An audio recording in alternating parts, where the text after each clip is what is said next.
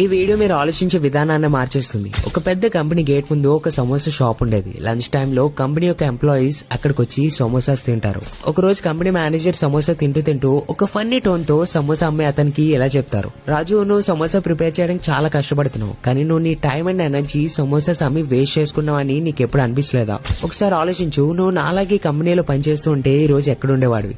నాలాగా ఒక private AC cabin లో కూర్చొని మేనేజర్ అయి ఉండొచ్చు.